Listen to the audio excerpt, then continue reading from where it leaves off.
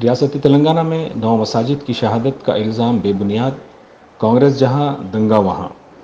हम secular by choice है, by chance नहीं। सेक्युलर प्रूफ करने के लिए हमको 4000 कदम चलने की ज़रूरत नहीं। हम सेक्युलर है, सेक्युलर रहेंगे। वज़ीर KT रामाराव का प्रेस कॉन्फ्रेंस से खिताब। के बारे में मैं थोड़ा क्लैरिफिकेशन और के बारे में मैं कुछ कहना चाहता था। पहली बात तो यह है कि कांग्रेस पार्टी एक ज़बरदस्त नेगेटिव प्रोपेगेंडा चलाते हुए हमारे KCR साहब की हुकूमत को, BRS हुकूमत को बदनाम करने की बहुत बड़ी कोशिश कर रही है। उन्होंने एक रूमर प्रोपेगेंडा ये चालू कर दिया कि 9 मस्जिदों की शहादत हो गई जब से BRS पार्टी यहाँ पे सत्ता संभाली, यहाँ पे जब से BRS की हुकूमत है। मैं खुलासा करना चाहता हूँ, क्लैरिफाई करना चाहता हूँ आपसे थोड़ा, इसमें कोई सच्चाई नहीं है, बिल्कुल ही गलत है, सरासर गलत है। ये झूठ के बुनियाद पे आज एक नेगेटिव प्रोपेगेंडा कांग्रेस पार्टी जो कर रही है, ये सरासर गलत है। मैं पूरी तरह से डिटेल मिला पूरा छानबीन करके, तहकीकात करके हमारे पार्टी की तरफ से और हमारे गवर्नमेंट की तरफ से मैं जो भी आज डिटेल कह रहा हूँ, I am up for any scrutiny. कोई भी स्क्रूटनी आप करना चाहें, हम तैयार हैं। जो 9 मस्जिदों की बात कर रहे हैं कांग्रेस पार्टी वाले, मैं बोलना चाहता हूँ, मस्जिद या खाना और अशूर खाना अंबरपेट में जो मस्जिद थी, वहाँ पे हुआ यह है कि ओरिजिनली एक रेसिडेंस था।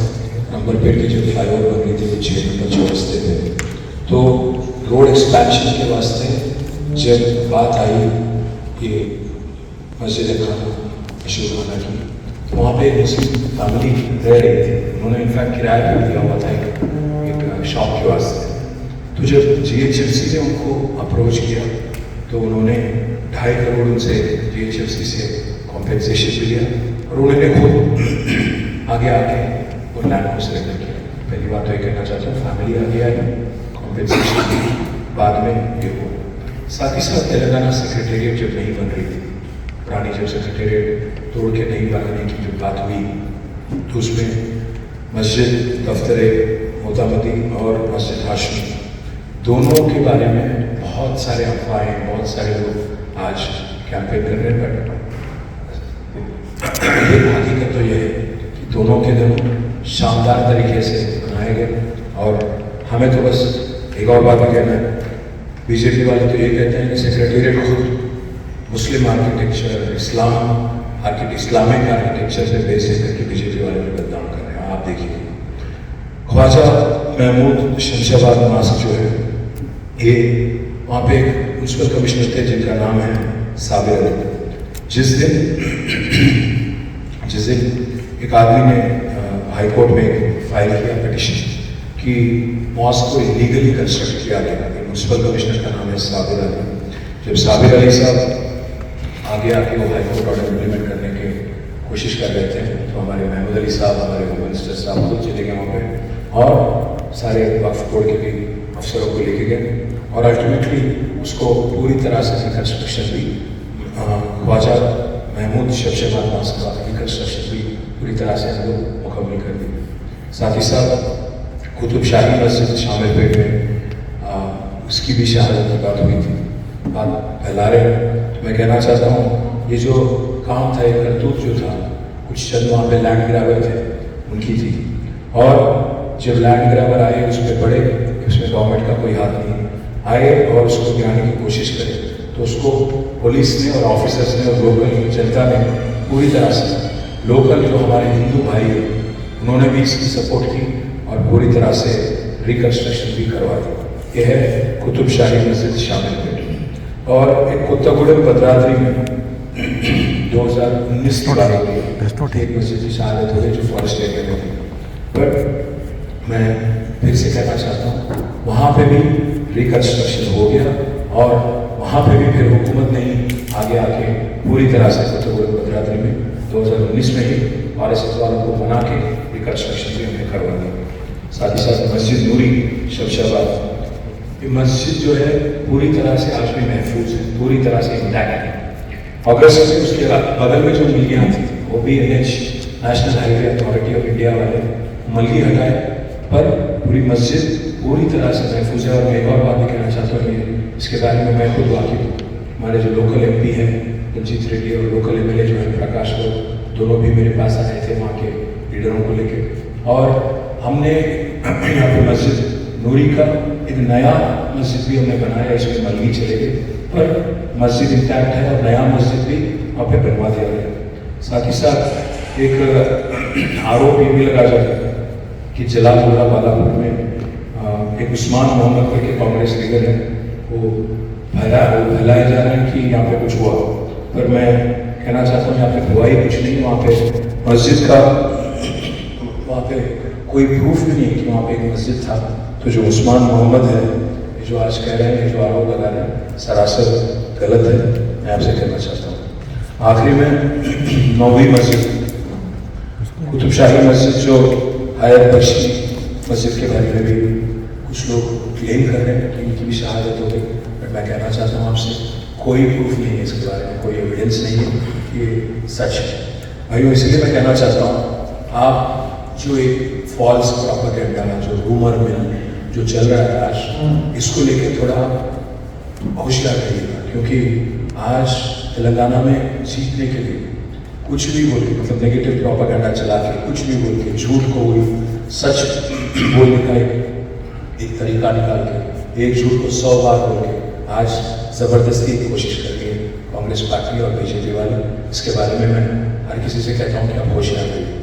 मुझे तो कांग्रेस पार्टी की रवैया देख के मुझे ये लग रहा है, आज जो प्यार जता रहे हैं, जो मोहब्बत जता रहे हैं वो हमारे माइनॉरिटी ब्रदर्स, खास हमारे मुसलमान भाई और बहन की तरफ, मुझे एक कहावत याद आ गई, एक बिल्ली 100 चूहे खा के हज को निकली।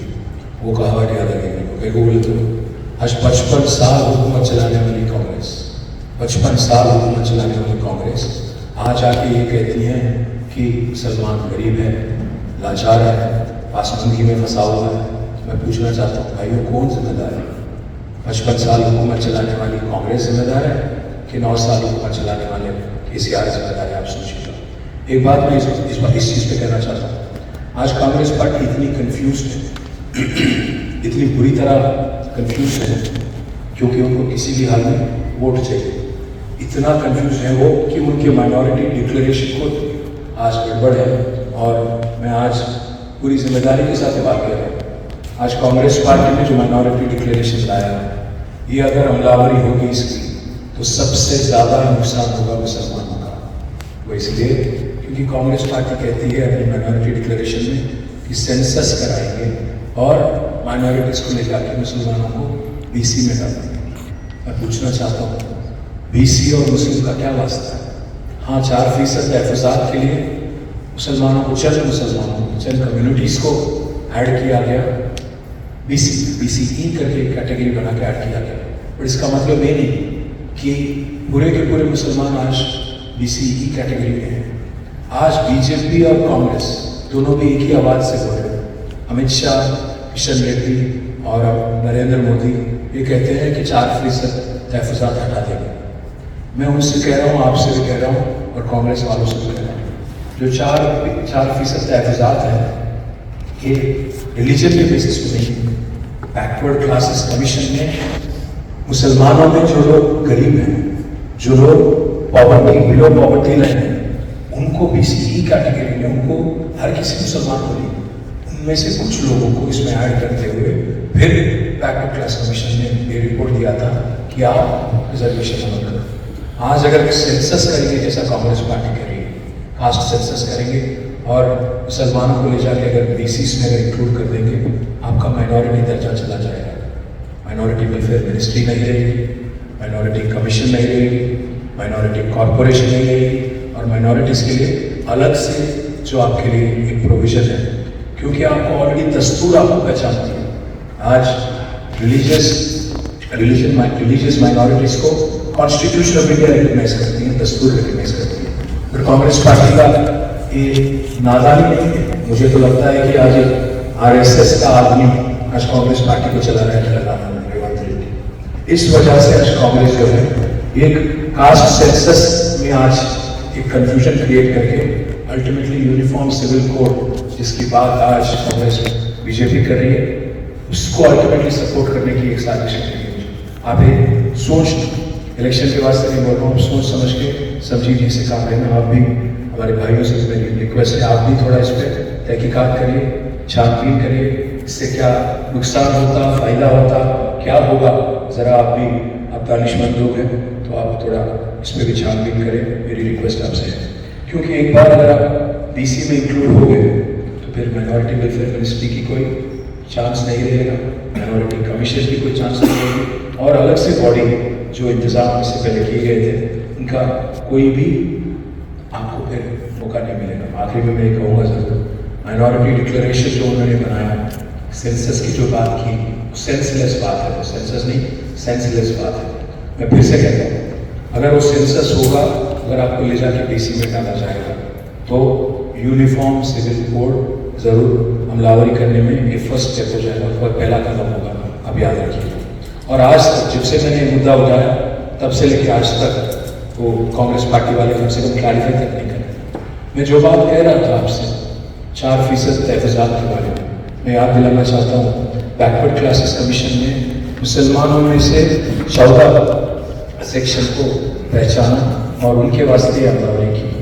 कई सारे लोगों को इसमें एक्सक्लूड भी किया गया था। आज ना अमित शाह जानते हैं, ना किशन रेड्डी जानते हैं, ना रेवंत रेड्डी जानते हैं कि आज मुसलमानों में सैयद, मुगल, पठान, ईरानी, बोरा जैसे कम्युनिटीज़ को रिजर्वेशन अमल नहीं होती।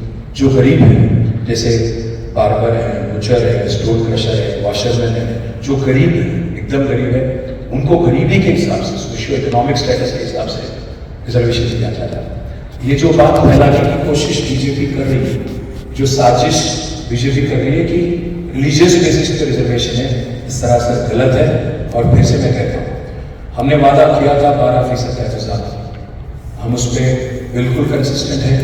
2016 में हमने तेलंगाना असेंबली में एक बिल पास किया कि आप बढ़ाइए रिजर्वेशन। सुधीर कमीशन को हमने बिठाया और उस कमीशन के बेसिस पे, रिलीजन बेसिस पे नहीं बल्कि उनके कमीशन के बेसिस पे हमने बिल पास करके दोनों भी हाउसेस में, असेंबली में, काउंसिल में, हमने दिल्ली भेजे। पर दिल्ली में जो बीजेपी की हुकूमत है, आप तो जानते ही हैं आपकी तरफ उनकी क्या रहेगा। इसीलिए भाई मैं आपसे कहना चाहता हूँ, मैं क्लैरिफिकेशन देना चाहता हूँ, पूरी कोशिश हमने की कि यहाँ से जो बिल हमने भेजा दिल्ली, केंद्र सरकार को वहाँ पे जो यूनियन गवर्नमेंट है उसको बनाने की कोशिश हमने की। और मोदी सरकार तो आप जानते ही हैं, जो 4% है उसको रद्द करने में पड़े हुए। इसीलिए हमको कोई इंटेलेक्चुअल्स, मुस्लिम इंटेलेक्चुअल्स हमारे पास आए, केसीआर साहब के पास, और उन्होंने एक सलाह मशवरा दिया कि भाई ऐसा है, मोदी तो नहीं करने देंगे आपको 12%, तो आप ऐसा करो, कहीं 12% के चक्कर में 4% ना हो जाए, क्योंकि फिर तो तबाही मचेगी और सारे के सारे लोग आपके खिलाफ हो जाएंगे। और एक सरासर नाइंसाफी है, हमारे यहाँ जो रिजर्वेशन जिनको मिला 4%, उनके लिए बहुत बड़ी मतलब खात्मा होगा, बहुत बड़ी खतरनाक उनके लिए स्टेप हो जाएगा। तो इसलिए हम